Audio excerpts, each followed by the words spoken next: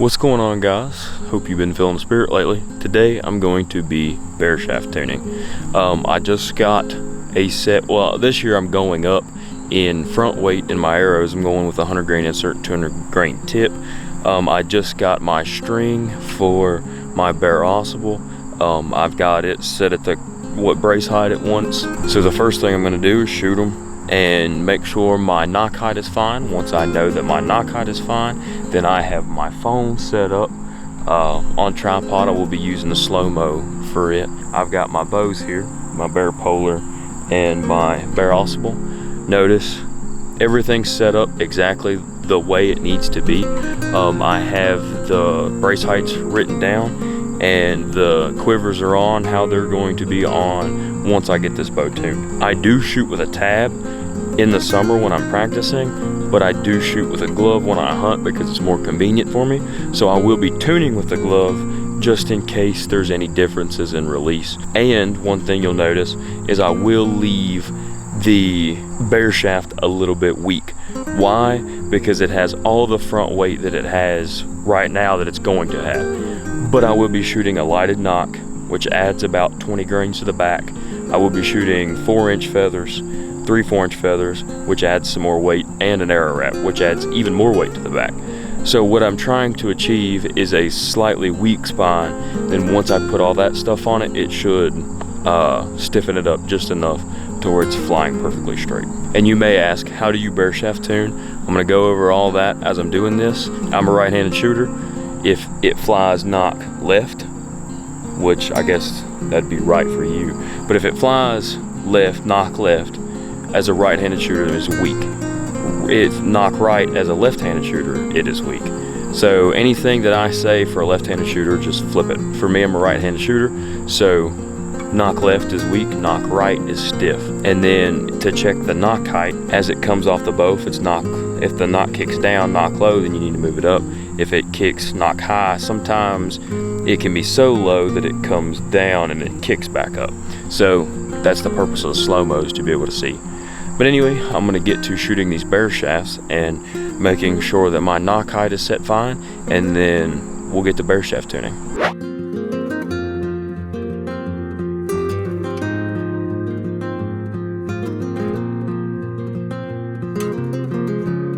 As you can see there, I had just a knock left indication. There was no knock high or knock low. So my knock height is adjusted properly.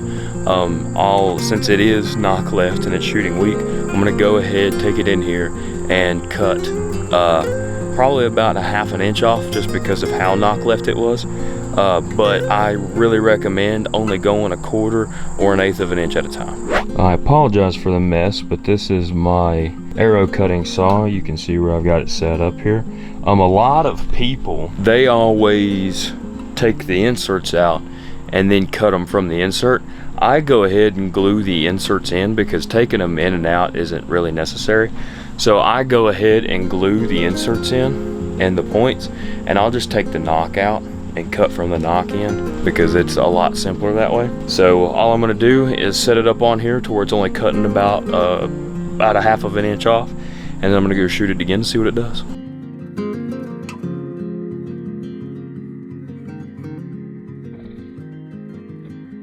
Alright, so as you can see there, it was still a little bit knock left, which means I need to cut more off of it. So I'm probably gonna cut about 1/4 of an inch off this time and shoot it again, see what it does.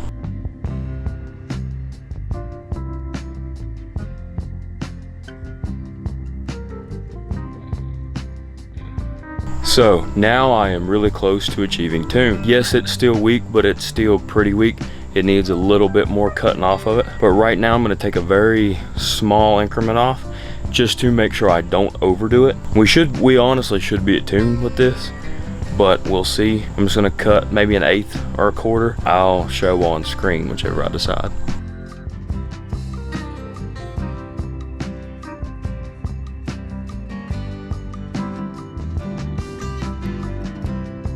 So I have achieved a tune with this arrow right almost at 29.5. I did cut an extra 1/4 of an inch off the arrow from the last one, because as you can see, it did fly a little bit left. I knew that with an extra 1/4 inch, it would straighten up. I'm certainly positive. I may go shoot it, I just won't record it. Pretty much, I will be barely weak, and then now all I have to do is cut all the other arrows that I want for the Bare Polar recurve. All I'm gonna do is set my saw up and go through and cut all of them.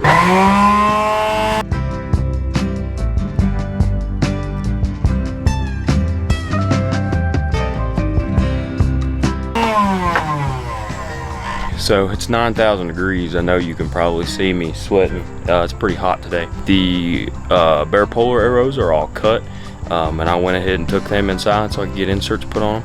And now I'm gonna go for the test the Noctune, and then after I see the Noctune, and I'm going to go to the Bareshaft tune. So let's go shoot the Ospel and see if we can get it lined up.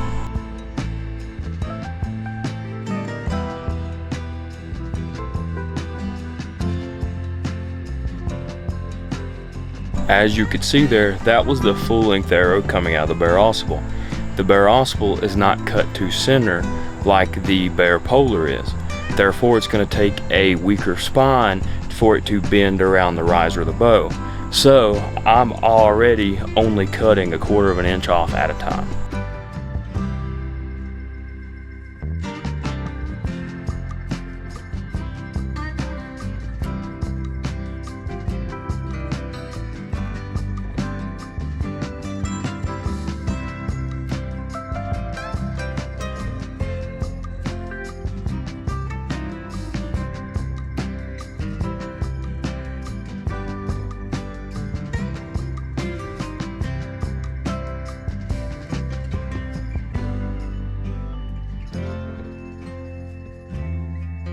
As you can see, the tune has been achieved, and I'm gonna get these arrows cut.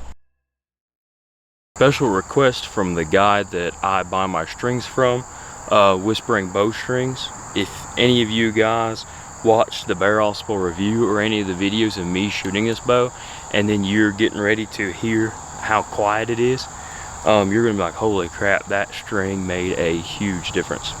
But anyway, I have my arrow, my Bareshaft on here, and I don't know if you can see this, but right at the 12 o'clock position, I've put a little mark. So what I'm going to do is I'm going to shoot right here level with the deer target, and I'm going to see which way the arrow naturally wants to come off of the string, and then let him know. I figured this would be a cool little bonus segment for the video. But all I'm going to do is shoot a normal shot right into the deer target. It's about level. I'm only about 3 yards away. Let's give it a try. So I ran and looked real quick, and there is a slight twist to it to the left. So as you can see, this would be level and on top, but the mark is over here to the right, or to the left, I mean. So that would be center, but it's actually to the left just a little bit. I'm going to try it 2 more times just to make sure. Just try number 2. Same thing, barely to the left. So it is naturally turning about just a little bit to the left. I'd probably say like a 1/16 of a turn. However, you also have to think, when I'm knocking this arrow and marking it, I'm holding the bow straight up and down. But as I'm shooting, I'm also canning it at about this angle. So it's really turning a 1/4 of a turn from the release into the target.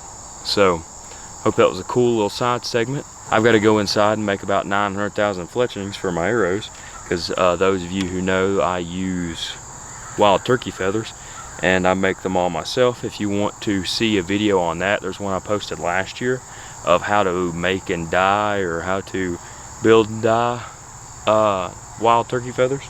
So if you want to see how I do that, you can go on there and watch that. But other than that, I have achieved tune.